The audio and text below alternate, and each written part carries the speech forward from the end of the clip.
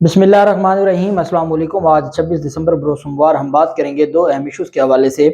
आज़म सवाती की जानिब से एक दरख्वास्त लिखी गई है और ये दरख्वास्त है चीफ़ जस्टिस आमिर फ़ारूक साहब के हवाले से। मुअज़्ज़ज़ चीफ़ जस्टिस हैं आमिर फ़ारूक साहब, और उन पर अदम एतमाद का इज़हार किया गया है और कहा गया है कि जो मेरी दरख्वास्त ज़मानत आपके पास पेंडिंग है उसको किसी और जज के पास ट्रांसफ़र कर दी जाए। अच्छा, अब ये मामला इतना गंभीर है कि एक हाई कोर्ट के चीफ जस्टिस पर जब इतना बड़ा अदम एतमाद कर दिया जाए तो ये चीज़ें बड़ी नेगेटिव समझी जाती हैं हमारी अदालती जो एक सिस्टम है उसमें। हालांकि आइन बड़ा क्लियर है और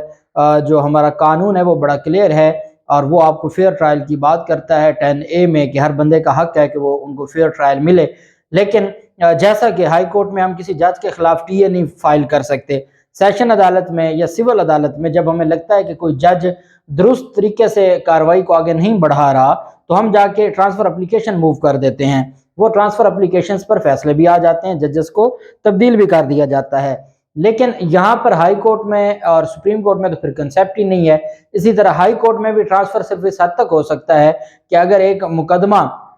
एक हाई कोर्ट में है और हम चाहते हैं कि वो पिशावर हाई कोर्ट से लाहौर हाई कोर्ट में हो तो हम सुप्रीम कोर्ट में जा सकते हैं। इसके अलावा किसी एक जज पर जब अदम एतमाद किया जाए तो सिंपल इतना कहा जाता है जी कि हमारी फाइल आप किसी और जज को भिजवा दें, और आगे वो भिजवाए या ना भिजवाए। इस तरह पूरे जो हमारा आईन पाकिस्तान है, आईन पाकिस्तान में ट्रांसफ़र ऑफ एप्लीकेशन का हाई कोर्ट्स का या सुप्रीम कोर्ट्स का कोई तरीक़ेकार नहीं है जो जजेस की ट्रांसफ़र है कि एक जज से मैंने केस नहीं सुनवाना, मैं अदम एतमाद करता हूँ दूसरे जज के पास चला जाए, ऐसी कोई शिक मौजूद नहीं है। लेकिन ये बड़ी हिम्मत वाली बात होती है कि अगर किसी बंदे को ये लगता है, और जमहूरियत भी यही है, आइन भी हमें यही समझाता है कि अगर आपको लगता है कि आपको इंसाफ नहीं मिलना या आपके इंसाफ में कोई प्रॉब्लम आ सकती है तो आप अदम एतमाद कर सकते हैं। और इसमें अदम एतमाद के हवाले से 3-4 ग्राउंड्स ली गई हैं। एक रिट पिटीशन थी आज़म सवाती की जो पहले चीफ जस्टिस आमिर फारूक साहब के पास पेंडिंग पड़ी थी। अगर आज़म सवाती ने कहा है कि आपने उसके ऊपर फैसला कर दिया होता तो मुझे ये सिंध और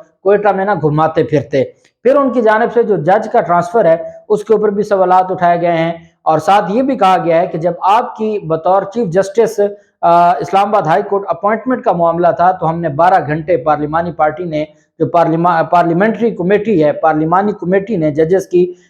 जो अपॉइंटमेंट के हवाले से पार्लिमानी कमेटी है उसने 12 घंटों का मुसलसल इजलास करके आपको एक दिन का भी डिले नहीं किया था और आपको चीफ जस्टिस की अपॉइंटमेंट के लिए आपकी अप्रूवल दी थी। लेकिन जब हमारे लिए इंसाफ की बात आती है तो हमें इंसाफ की तवक्को नहीं है, इस वजह से आप हमारा केस ट्रांसफर करें। अच्छा, इसमें 2-3 चीजें हैं जो मैं आपको पढ़ के सुनाऊंगा।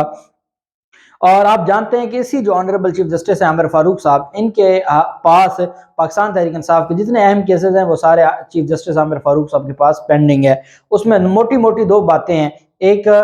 ममनुआ फंडिंग केस है जो फैसला था इलेक्शन कमीशन का जिसकी बुनियाद पर FIA ने सैकड़ों FIR दर्ज कर दी हैं, आज तक उस फैसले को सस्पेंड नहीं किया honourable chief justice Aamir Farooq साहब ने। दूसरी जानिब तोशा खाना और नैली का जो केस है उसमें भी ऑनरेबल चीफ जस्टिस ने उसको सस्पेंड नहीं किया और वो मामला अभी तक भी पेंडिंग है और अदालत ने कहा था कि इसको हम 3-4 हफ्तों में डिसाइड कर देंगे। फिर तीसरा जो एक मुबैना बेटी का मामला है, ये वो केस है जिसमें 2 बार दरख्वास्त गुजार पेश नहीं हुआ था और बजाय इसके कि अदम पैरवी दरख्वास्त खारिज की जाती उस दरख्वास्त को भी लंबाया गया और उस पर भी अदालत की जानिब से नोटिस जारी किया गया और अब पाकिस्तान तहरीक इंसाफ और इमरान खान के वकील को टाइम दिया गया है अपना जवाब जमा करवाने का। ये सारी चीज़ें बताती हैं कि पाकिस्तान तहरीक इंसाफ और आज़म सवाती ने ये ख़त भेजा है जिसको फवाद चौधरी और पाकिस्तान तहरीक इंसाफ शेयर कर रही है कि बड़ी बहादुरी का मुजाहरा किया है, अपने आइनी और कानूनी हक लेने के लिए इंसान को बहादुर होना चाहिए और उन्होंने वो बहादुरी का मुजाहरा किया है। बिफोर जस्टिस आमिर फारूक साहब chief justice Islamabad high court Islamabad, और जो आगे एड्रेस लिखा गया है sector G10 Islamabad. Sir, I am advocate of 75 years old, कि मैं 75 साल एक वकील हूँ और मैं 75 साल बुजुर्ग हूँ और इस वक्त मैं जेल में हूँ, जुडिशल लॉकअप में हूँ और ये एक फॉल्स केस है, मेरे खिलाफ एक झूठा केस है, उसमें मुझे जेल में रखा गया है। कहते हैं आई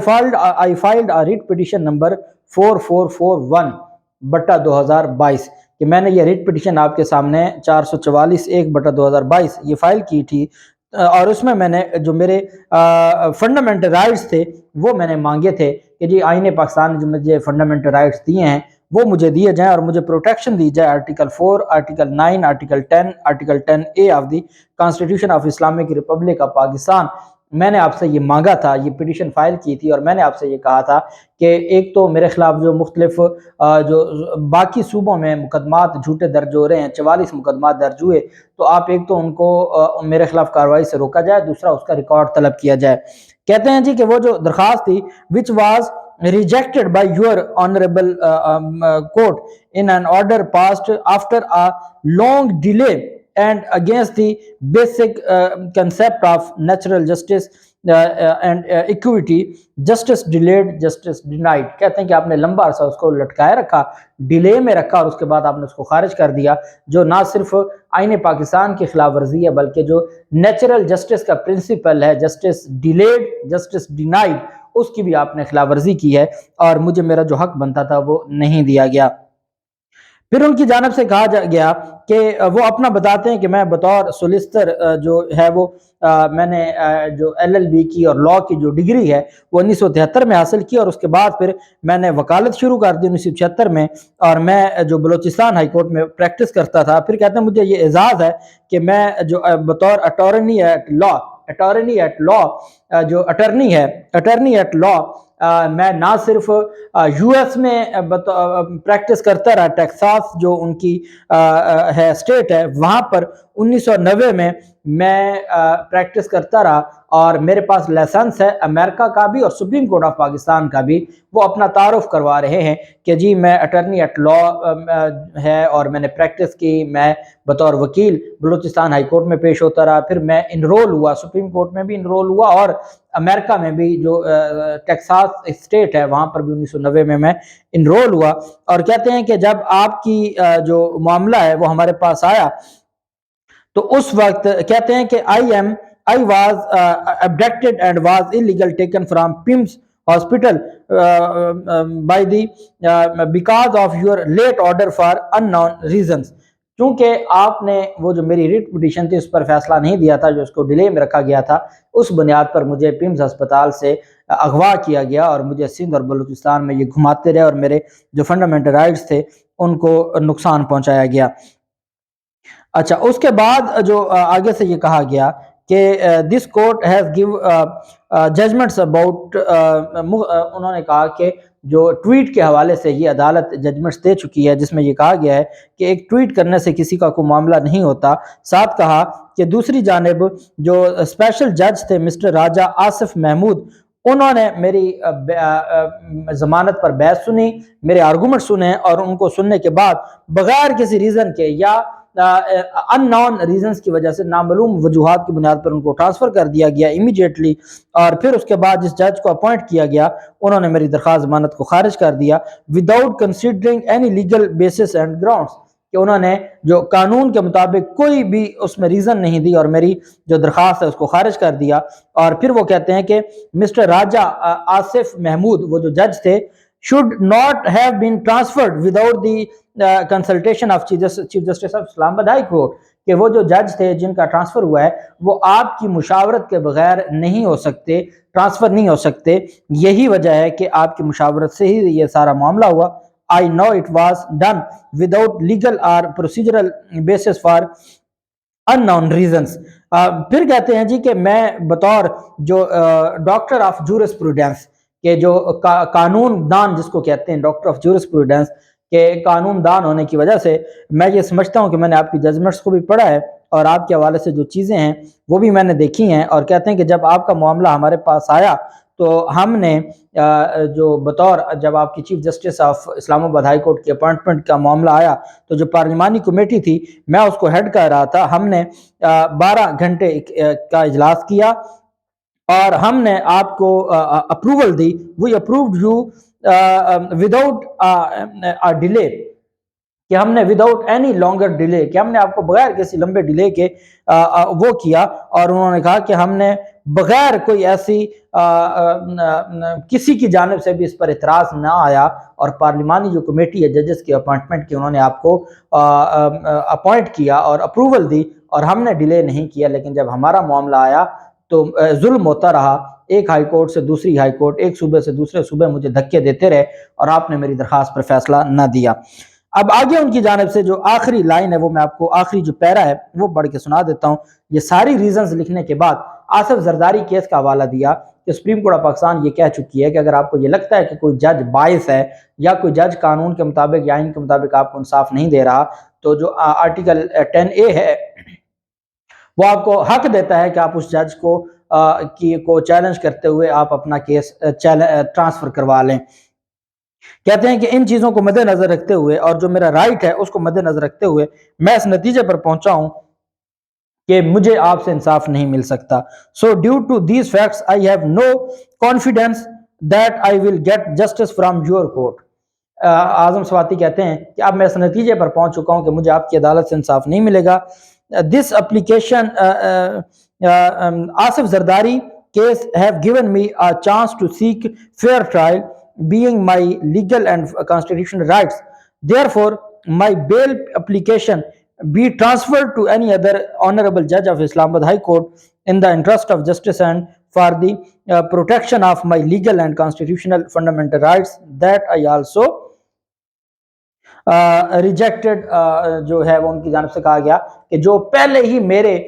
جو فنڈامنٹل رائٹس ہیں اور جو لیگل رائٹس ہیں جو مجھ سے چھینے گئے ہیں یا جن کو ڈینائی کیا گیا ہے یا ریفیوز کیا گیا ہے، خدا کے لیے مجھے میرے جو آئینی اور قانونی حق ہے وہ دے دیا جائے۔ اور آصف زرداری کیس کا آصف زرداری کیس کا بھی اوپر ایک پیرا دیا گیا ہے کہ I have factual and legal basis to believe that I do not expect justice from your court due to bias biases on Asif Zardari, کہ جو باعث ایک ایٹیٹیوڈ ہے یا بیہیویئر ہے یا فیصلے ہیں اس کے بنیاد پر مجھے آپ کی عدالت سے ہرگز کوئی امید نہیں ہے انصاف کی۔ اور کہتے ہیں کہ آصف زرداری کیس میں in which Supreme Court so well said that if reasonable